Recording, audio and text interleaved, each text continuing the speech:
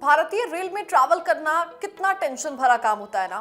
कभी टिकट मिलने की टेंशन, तो अगर आप स्टेशन पर पहुंच गए तो वहां पर टाइम से पहुंचो, नहीं तो आपकी ट्रेन छूट जाएगी। लेकिन इसमें भी सबसे बड़ी टेंशन होती है तत्काल टिकट हासिल करना।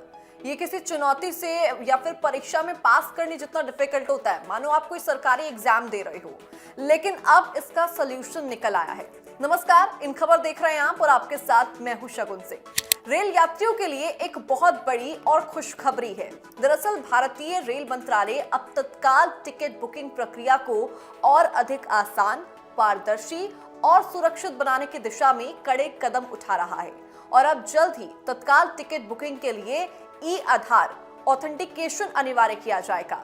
ये बदलाव बहुत खास होगा और खास तौर पर टिकट दलालों या फिर अवैध रूप से या फिर अवैध बुकिंग रोकने के उद्देश्य से इसको लागू किया जाएगा, ताकि एक्चुअल में जिसको तत्काल टिकट की जरूरत है उसको कंफर्म तत्काल टिकट मिल पाए।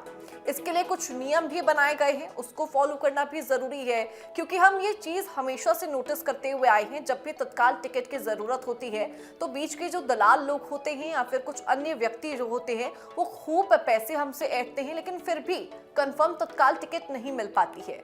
लेकिन अब रेल मंत्री अश्विनी वैष्णव ने इसको लेकर तोड़ निकाल लिया है। उन्होंने हाल ही में बताया कि जल्द ही तत्काल टिकट बुक करते समय ई-आधार ऑथेंटिकेशन जरूरी होगा। उन्होंने इसके साथ ही कई अहम बातों का भी जिक्र किया। उन्होंने कहा कि इससे हर यात्री को डिजिटल रूप से अपनी पहचान सत्यापित करनी होगी, जिससे फर्जी बुकिंग या फिर बॉट के जरिए टिकट खरीदने की घटनाएं रोकी जा सके, उन्हें बंद किया जा सके। पहले 10 मिनट तक केवल वही यात्री तत्काल टिकट बुक कर सकेगा जिसके पास IRCTC अकाउंट होगा, वो भी आधार कार्ड से लिंक होगा। ये अनिवार्य इसको लेकर कर दिया गया है और उसके साथ ही कई अहम नियम भी इसके अंदर हैं। देखिए, IRCTC एजेंट को इन 10 मिनटों में बुकिंग की अनुमति नहीं होगी। और अब आपके मन में ये सवाल होगा कि ये जरूरी क्यों है, क्यों ये बदलाव किया जा रहा है। तो देखिए, तत्काल टिकट उन व्यक्तियों के लिए होता है, उन यात्रियों के लिए होता है जिनको अंतिम समय में यात्रा करनी हो, कुछ बहुत इंपॉर्टेंट चीज हो या फिर उनकी यात्रा करना बहुत ज्यादा जरूरी हो। लेकिन अब तक की ये योजना का लाभ उठाने वाले थे बीच के दलाल या फिर ऑटोमेटिक बुकिंग करने वाले एजेंट्स, और इनके शिकंजे में पूरी योजना थी। ऐसे में आम यात्री को टिकट मिलना बहुत ज्यादा मुश्किल हो जाता था और ई-आधार वेरिफिकेशन से इसका लाभ काफी ज्यादा मिलेगा। इन शिकंजों को, जिन शिकंजेबाजों के अंदर ये पूरी योजना थी, उससे तो छुटकारा मिलेगा ही, लेकिन इस पहल से, इस नई पहल से फर्जी और स्क्रिप्ट बेस्ड बुकिंग पर रोक लग सकेगी। साथ ही यात्रा और भी ज्यादा अनुभवपूर्ण होगी, सुरक्षित होगी और बेहतर होगी। अब देखिए, तत्काल टिकट बुकिंग का कुछ समय होता है, उसके कुछ नियम होते हैं, उसको फॉलो करना भी बहुत ज्यादा जरूरी होता है।